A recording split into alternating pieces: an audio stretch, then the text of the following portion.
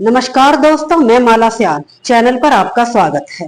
दोस्तों, अवैध संबंध, नाजायज रिश्ता, पति पत्नी का भरोसे और विश्वास का रिश्ता, और जब इन दो के बीच कोई तीसरा आ जाए तो यही रिश्ता टूट जाता है, बिखर जाता है और यहाँ तक कि हत्या तक हो जाती है। और इस तरह के मामले आए दिन देखने को मिल रहे हैं, जो कि देश में आए दिन बढ़ते ही जा रहे हैं। ऐसा ही एक मामला सामने आया है दिल्ली से, जहां एक महिला का हंसता खेलता परिवार होता है, पति, दो बच्चे होते हैं और सब कुछ बढ़िया चल रहा होता है कि महिला को एक व्यक्ति से प्यार हो जाता है। और जब यही प्यार सिर चढ़ के बोलने लगता है तो फिर होती है एक हत्या।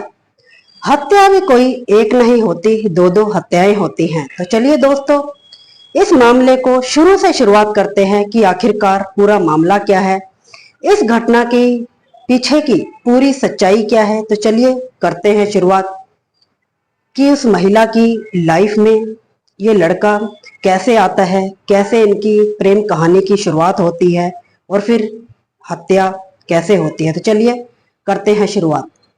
दिल्ली का क्रीम नगर इलाका, वहीं की रहने वाली 22 वर्षीय शालिनी। बात है अब से लगभग 5 वर्ष पहले। शालिनी की उम्र जब 17-18 वर्ष रही होगी। शालिनी की लाइफ में एक लड़का आता है जिसका नाम आकाश होता है।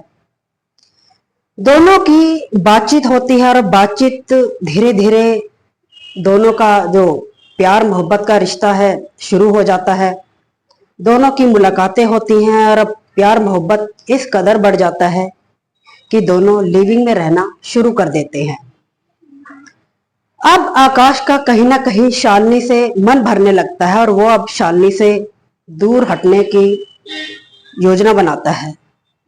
लेकिन जब शालिनी को इस बात का पता चलता है कि आकाश जो कि अब इस रिश्ते को खत्म करना चाहता है, तो शालिनी अब आकाश को धमकियां देती है कि मैं तुम्हें जेल में बंद करवा दूंगी, तुम्हारे ऊपर बलात्कार का इल्जाम लगा दूंगी कि तुमने मेरी जिंदगी खराब की है, या तो तुम सही तरीके से मेरे साथ शादी कर लो, नहीं तो फिर इसका अंजाम अच्छा नहीं होगा। और वहीं अब आकाश इतना डर जाता है कि डर के चलते वो अब शालिनी से शादी कर लेता है। अब शादी के बाद जो कि शालिनी यही सोचती है कि अब जिससे वो प्यार करती है वो अब उसे हासिल हो चुका है, अब आगे की जिंदगी बड़े आराम से, बड़े मौज मस्ती से अच्छे से चलेगी। और वहीं अब धीरे धीरे जैसे जैसे समय गुजरता है, दिन गुजरते हैं, कि अब शालिनी को एक बेटी होती है और उस बेटी के बाद शालिनी को फिर से एक बेटी होती है। और यही 18 से 22 वर्षों के बीच में शालिनी को 2 बेटियां हो जाती हैं। अब जो आकाश है ये रिक्शा चलाने का काम करता है, सुबह ही घर से निकलता है और शाम को ही अपने घर लौटता है। कि सब कुछ बढ़िया चल रहा था कि अब जो शालिनी है उसके पति से आए दिन झगड़े होते हैं, कभी घर के खर्चों को लेकर, कभी आए दिन शालिनी की डिमांड्स रहती हैं, और कभी कुछ और कभी कुछ। अब लड़ाई झगड़े इस कदर बढ़ने लगते हैं कि शालिनी अब एक फैसला करती है कि वो अब आगे का जीवन अपने पति और बच्चों के साथ नहीं रहेगी, वो अब इस घर को छोड़ देगी। अब वो अपने कपड़े उठाती है और अपने मायके के लिए निकल पड़ती है, गुस्से और क्रोध में आकर। अपने मायके में रहते हुए उसे कुछ दिन तो गुजर जाते हैं। अब ना ही पति का फोन आता है और ना ही शालिनी अपने पति को फोन करती है। अब जो आकाश है वो भी गुस्से में होता है कि छोटी मोटी बात थी, अब पत्नी जो कि अब घर चली गई है रूस के, वो भी अब गुस्से में आकर फोन नहीं करता। और लगभग इसी तरह 1-1.5 महीना गुजर जाता है। अब वहीं शालिनी के मायके में उसी के पड़ोस में एक लड़का रहता है जिसकी उम्र 34 वर्ष होती है और वहीं अभी वो कुंवारा होता है और नाम होता है आशु।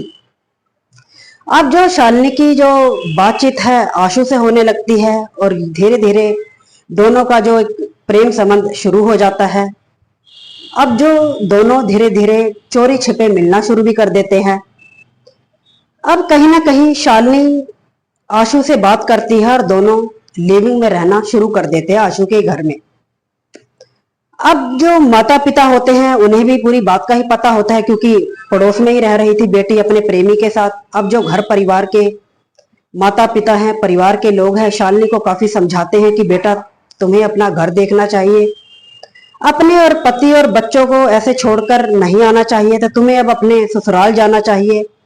छोटी मोटी बातें जो पति पत्नी के बीच होती रहती हैं, तो इसका मतलब ये नहीं कि बेटी अपना ससुराल ही छोड़ दे। उसकी माँ उसे काफी बातें समझाती है। अब कहीं ना कहीं शालिनी भी यही सोचती है कि मुझसे अब गलती हो गई बहुत बड़ी, मुझे अपने ससुराल जाना चाहिए, अपने बच्चों को देखना चाहिए, पति को देखना चाहिए।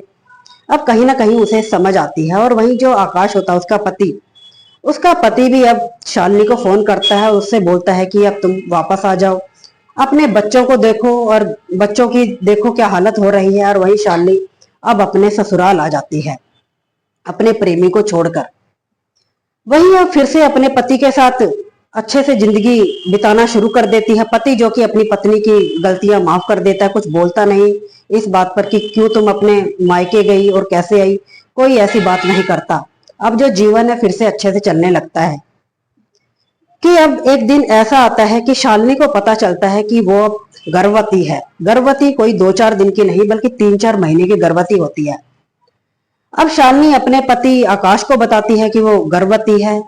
और जो दूसरी तरफ जब आशु को इस बात का पता लगता है कि शालिनी गर्भवती है, तो वो कुछ ना कुछ अंदाजा लगाने लगता है समय का कि शालिनी गर्भवती है, वो मेरे ही बच्चे की माँ बनने वाली है। और कहीं ना कहीं अब उसका दिमाग सनक जाता है। आशु जो कि संकी टाइप का होता है, एक गुंडा टाइप का व्यक्ति होता है। अब वो कहीं ना कहीं शालिनी को फोन कर करके परेशान करता है कि जो तुम्हारी कोख में बच्चा पल रहा है उसका बाप मैं हूं, वो मेरा बच्चा है। और एक तरफ शालिनी अपने पति को बोलती है कि ये तुम्हारा बच्चा है, और दूसरी तरफ जो आशु है वो बोलता है ये मेरा बच्चा है। आकाश जो कि कुछ बोलता नहीं, वो बोलता है कि ठीक है, वो इस बात को स्वीकार कर लेता है कि ये मेरा ही बच्चा है जो तुम्हारी कोख में पल रहा है। वो कुछ बोलता नहीं इस बात पर। अब कहीं ना कहीं आशु अपनी प्रेमिका के पति आकाश को रास्ते से हटाने का प्लान करता है। अब वो आकाश के ऊपर निगरानी रखना शुरू कर देता है कि कब घर से निकलता है, कब घर आता है, उसके ऊपर पूरी निगरानी रखता है। अब दिन आता है धनतेरस का, दिवाली से 1-2 दिन पहले। धनतेरस पर पति पत्नी जो कि ई रिक्शा में ही शॉपिंग करने के लिए घर से निकलते हैं। अब जो आशु है वो काफी दिनों से निगरानी रख रहा था, अब उसे मौका मिला था उसके अपनी प्रेमिका के पति को रास्ते से हटाने का।